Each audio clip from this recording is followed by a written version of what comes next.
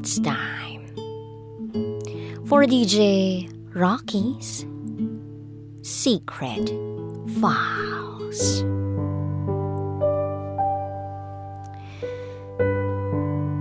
Hindi ko kailangang ipilit yung sarili ko sa taong hindi ako kayang samahan hanggang dulo.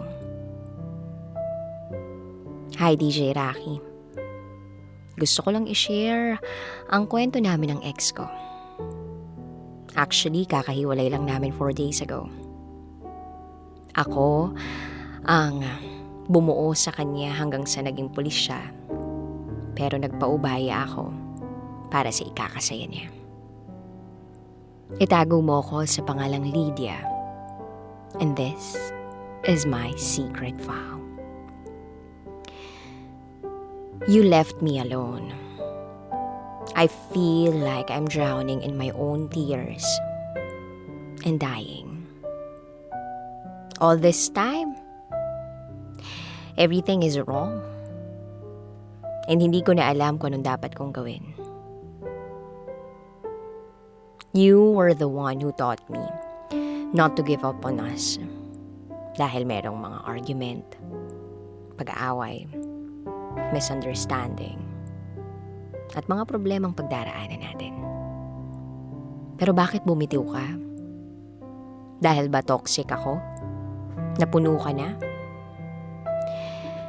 Parehas naman tayo may trust issues, diba? And we both know we had the same mistakes. Ang pinagkaiba nga lang natin, you cheated on me first. Andun na ako sa part na gumanti ako kasi yun lagi ang naiisip ko, ang gumanti. And again, nag-cheat ka uli sa akin. Kasi gusto mong gumanti sa nagawa ko. Hanggang sa umabot na 4 na beses mo na akong niloko habang tayo pa. Kitang-kita ko pa kung paano ka nakikipag-chat sa iba. Wala ka ng ibang nakikita, kundi yung maling mga ginagawa ko. Kahit alam mong ginawa ko lahat ng makakaya ko para maging okay tayo.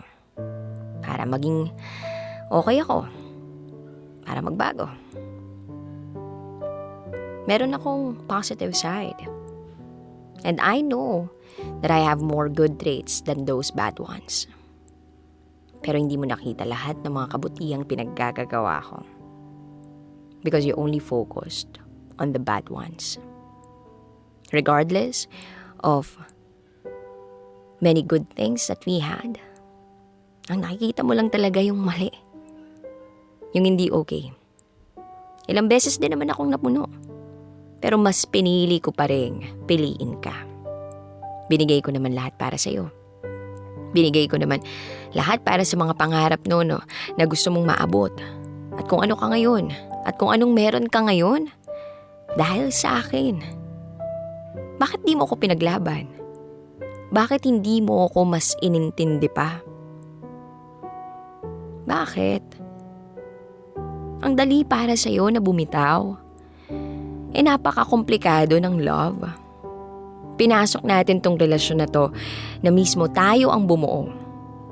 And then dahil ayaw mo na, ganun lang yun. Wala na akong magagawa, kundi iiyak na lang at indain yung sakit. Kahit magmakaawa pa ako at kahit i-down ko pa ang sarili ko just to win you back, alam kong wala ng pag-asa. Kasi nakapag-decide ka na ayaw mo na. Mahal na mahal kita. Kaya pinakawalan kita kasi sobrang kawalan mo sa akin. Kasi hindi ka na masaya sa akin. Eto yung ginawa ko. Mas pinili kong masaktan para maging masaya ka na lang. Kinikimkim ko lahat ng sakit para sa'yo. And I can honestly say that you are always worth every single pain. And I can take every single pain kasi mahal kita. At kaya kong masaktan. Sa araw na iniwan mo ko, I said, please, wag mo kong iwan. But still, you left. And I just had to agree and surrender. Alam mo yung pinakamalungkot dito? Yung tumigil ka na lang bigla. At wala akong ibang choice but to give up. Maybe the universe has a better plan for me. Planong hindi ko pa alam kung ano. And although it's heartbreaking to know that it's not me that you're gonna spend the rest of your life with, I still wish the best for you. For both of us. I know you're happy now. Deserve nating parehas na maging masaya. Hindi man sa piling ng isa't isa, pero kahit sa piling ng ibang tao. And I pray to God na sana matapos na tong pagmamahal ko para sa'yo, para maging buo uli ako. God is so good that He healed me so fast. Sorry sa mga kasalanan ko, and sorry kung hindi ako naging sapat sa'yo. Sana mapatawad mo ako. Despite all the pain that I've been through, thank you for not choosing me to stay. Alam mo kung bakit? Kasi mas nakita ko yung worth ko na hindi mo nakita. Na hindi kailangang ipilit yung sarili ko sa taong hindi ako kayang samahan hanggang dulo. I learned to love myself more than anyone else. I saw my worth. Natuto ako maging masaya kahit wala ka na sa akin. Kasi before you came into my life, alam ko namang masaya ako eh. Na dapat hindi ko sirain ng buhay ko at sarili ko kahit iniwan mo ako.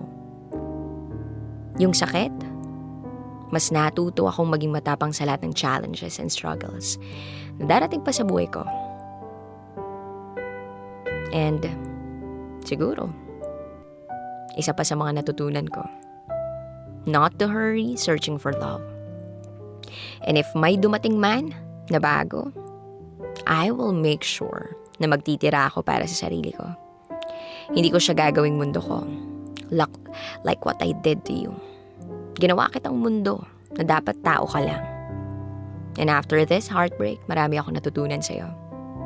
And now, I understand what is the meaning of love. Right love. Na dapat pag nagmahal ako, I will not give everything. Dapat magtira ako para sa sarili ko. Para kung hindi man kami, para sa isa't isa at iwan man ako, hindi ako mawawasak ng sobra. I can still make it, bangon at magsimula ulit. Kaya sa lahat ng natutunan ko, thank you. Thank you, ex. Kasi dahil sa'yo, naging matatag ako at natuto ako ng sobra. Thank you for not choosing to stay. Because I knew if you didn't leave, I'll never let go of you. Thank you for not choosing to stay. Naging mas madali ang lahat na matanggap ko. When everything seemed right and normal, even when at the beginning it was already wrong. Thank you for not choosing to stay. You made the right choice. Finally, we chose something that is right for us. Thank you.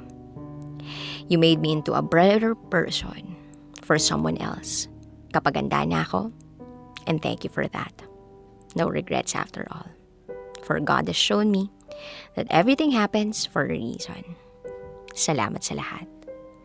Muli, ako si Lydia, at ito ang aking secret file. Always your number one SM radio station. Love Radio. Kabisyo, nakarelate ka ba sa secret file na binasa ko? Kung nakarelate ka, mag-subscribe ka na dito sa aming YouTube channel at pindutin mo na rin ang notification bell para updated ka sa mga susunod na episodes ng DJ Raqi Secret File.